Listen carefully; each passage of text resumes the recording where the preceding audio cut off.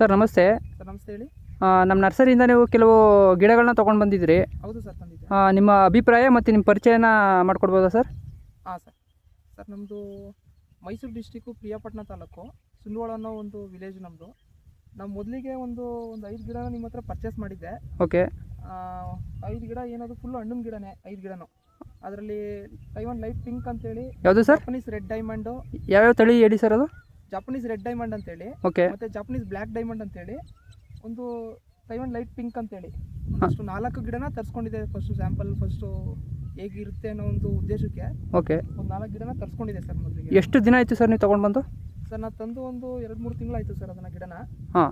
ನಮಗೆ ಒಂದು 2-3 ತಿಂಗಳಲ್ಲೇ ಅದರದ್ದು ಒಂದು ಪ್ರೋಗ್ರೆಸ್ ಕಾಣ್ತಾ ಇದೆ ನನಗೆ. ಹೇಗೆ ಸರ್, ಹೇಗೆ ಹೇಳ್ತೀರಾ ಸರ್? ಅಂದರೆ ನೀವು ಬರ್ಬೋದು, ನೀವು ಮುಂದೆ ಬನ್ನಿ ಹಂಗೆ ಸರ್ ಅಂತೀರ.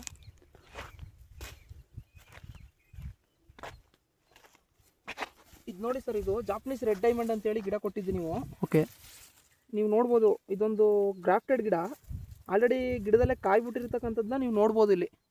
ಓಕೆ. ಅದೇ ಈ ಪಕ್ಕದ ಗಿಡ ತೋರಿಸಿ ಸರ್, ಹಂಗೇನೆ ಈ ಕಡೆ. ಯಾವ್ದು ಹೇಳಿ? ಈ ಕಡೆ ತೋರಿಸಿದ್ದು. ಇದು ನಾನೇ ಒಂದು ಬೇರೆ ಕಡೆಯಿಂದ ತರಿಸಿದ ಗಿಡ. ಒಂದು 2 ವರ್ಷ ಆದ್ರೂ ಇನ್ನೂ ಏನು ಪ್ರೋಗ್ರೆಸ್ ಕಾಣ್ತಾ ಇಲ್ಲ ಸರ್ ಇದು. ಅಂದರೆ ನೀವು ಬೇರೆ ನರ್ಸರಿಗಳ ನರ್ಸರಿ ತಂದಿದ್ದು ಸರ್ ಇದು. ಅಂದರೆ ನರ್ಸರಿ ಅನ್ನೋದಕ್ಕಿಂತ ಯಾರೋ ಕೊಟ್ಟಿದ್ದ ಗಿಡ ಇದು. ಹಾಂ. ನಾವು ಗಿಡನ ನೆಡೋಕ್ಕಿಂತ ಮುಂಚೆ ಅದ್ರ ತಳಿ ಬಗ್ಗೆ ನಮಗೆ ಮಹತ್ವ ಕೊಡದೇ ಇರೋ ಕಾರಣ 2-3 ವರ್ಷ ಆದ್ರೂ ಇನ್ನೂ ಫಲ ಕೊಟ್ಟಿಲ್ಲ ಸರ್ ಇದನ್ನ. ಅಂದರೆ ನೀವು ವ್ಯತ್ಯಾಸನ ತೋರಿಸ್ತಾ ಇದ್ದೀರಿ ಇಲ್ಲಿ ಅಕ್ಕಪಕ್ಕ 2 ಗಿಡದಲ್ಲಿ? ಯಾಕಂದರೆ ನಾನು ಅದೊಂದು 3 ಗಿಡನ ಫಸ್ಟು ನೋಡೋಣ, ಬೆಳೆಯೋಣ, ಅದನ್ನು ಯಾವ ಥರ ಇರುತ್ತೆ ಪ್ರೋಗ್ರೆಸ್ ನೋಡೋಣ ಅಂತೇಳಿ ಫಸ್ಟು 3 ಗಿಡನ ತರಿಸ್ಕೊಂಡಿದೆ ಸರ್ ಅದನ್ನು. ಅದರಲ್ಲಿ ಈಗ ಆಲ್ರೆಡಿ ಒಂದು 3-4 ಗಿಡದಲ್ಲಿ ಒಂದು ಗಿಡನ ಆಲ್ರೆಡಿ ನಾನು ಕಾಯಿ ಬಿಟ್ಟಿರೋದನ್ನ ನೀವು ನೋಡ್ಬೋದು. ಓಕೆ. ಅದು ಬಿಟ್ಟರೆ ಇನ್ಯಾವ ಗಿಡಗಳನ್ನ ತೊಗೊಬಂದಿದ್ದೀರಿ ಸರ್? ಹೇಗೆ ಅನಿಸ್ತು ಈಗ ನಿಮಗೆ? ಸರ್ ಅದೇ ಈಗ 3 ಗಿಡ ಪ್ರೋಗ್ರೆಸ್ ಚೆನ್ನಾಗಿರೋದ್ರಿಂದ ಓಕೆ, ನಾನು ಮತ್ತೆ ಒಂದು 10-15 ಗಿಡನ ಫುಲ್ ಹಣ್ಣಿನ ಗಿಡನೇ ನೆಡಬೇಕು ಅಂತೇಳಿ 30x30 ಬರೀ ಸೈಡು ಮಾತ್ರ ಈ ಒಂದು ಶುಂಠಿ ಹೊಲದೊಳಗಡೆ 30x30 ಒಂದು ಬದುವಿನ ಬೆಳೆಗೋಸ್ಕರ ಮಾತ್ರ 30x30ಗೆ ತೆಂಗು ಹಾಕಿದ್ದೆ. ಆ ತೆಂಗು ಒಳಗಡೆ ಪ್ರತಿಯೊಂದು ಒಂದೊಂದು ಹಣ್ಣಿನ ಗಿಡ ಇರಲೇಬೇಕಂತೇಳಿ ಮತ್ತು ಈಗ ಹೆಂಗಿದ್ರು ನೋಡಿದ್ನಲ್ಲ ಸರ್ ನಿಮ್ಮ ನರ್ಸರಿನ, ಒಂದು ಏನು ನಿಮ್ಮದು ಆರಾಧ್ಯ ನರ್ಸರಿ ತುಮಕೂರಿನ ಗುಬ್ಬಿ. ಓಕೆ. ಏನು ಒಂದು ತರಿಸ್ಕೊಂಡಿದ್ದೆ ಗಿಡನ, ಅದೇ ರೀತಿ ಒಂದು 15 ಗಿಡನ ಹಣ್ಣಿನ ಗಿಡಗಳನ್ನ ತರಿಸ್ಕೊಂಡಿದ್ದೀನಿ ಸರ್. 30x30 ಇದೆ. ಇವಾಗ ಯಾವ್ಯಾವ ಗಿಡಗಳನ್ನ ತೊಗೊಬಂದಿದ್ದೀರಿ ಸರ್ ಇದಾದಮೇಲೆ? ಸರ್ ಇದಾದಮೇಲೆ ಒಂದೆರಡು ಆಮ್ಲ, ಒಂದು ರೆಡ್ ಆಮ್ಲ, ಒಂದು ಗ್ರೀನ್ ಆಮ್ಲ ಅಂತೇಳಿ ಅವೆಲ್ಲ ಮಧ್ಯೆ ಸರ್. ಇದು 30x30 ನೀವು ನೋಡ್ತಾ ಇರ್ಬೋದು ತೆಂಗು ಡಿಸ್ಟೆನ್ಸು.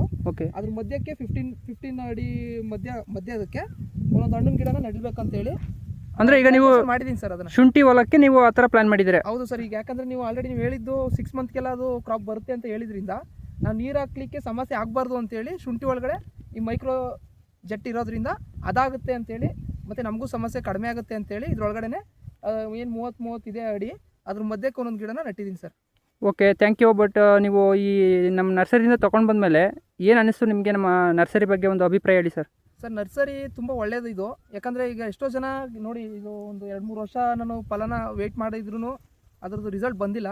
ನಾನು ತಂದು 2 ತಿಂಗಳಿಗೆ ಅದು ಕಾಯ್ಬಿಟ್ಟಿದೆ ಅಂತಂದರೆ ಎಲ್ಲರಿಗೂ ಸಜೆಸ್ಟ್ ಮಾಡ್ಬೋದು ಸರ್ ನಿಮ್ಮ ನರ್ಸರಿ. ಹೆಂಗೆ ಅಂತಂದರೆ ಈಗ ಆಲ್ರೆಡಿ ಎಲ್ಲ ಗಿಡದಲ್ಲೇ ಈಗ ಒಂದು ಚಿಕ್ಕ ಗಿಡ ನೆಟ್ಟಿ 2 ತಿಂಗಳು ಪ್ಲ್ಯಾಂಟೇಷನ್ ಮಾಡಿ 2 ತಿಂಗಳು ಆದಮೇಲೆ ಅದ್ರದ್ದು ಈಲ್ಡ್ ಬರ್ತಾ ಇದೆ ಅಂತಂದರೆ ನಮಗೆ ತುಂಬ ಸಂತೋಷ ಆಗ್ತಿದೆ sir. Okay sir, thank you. Okay sir.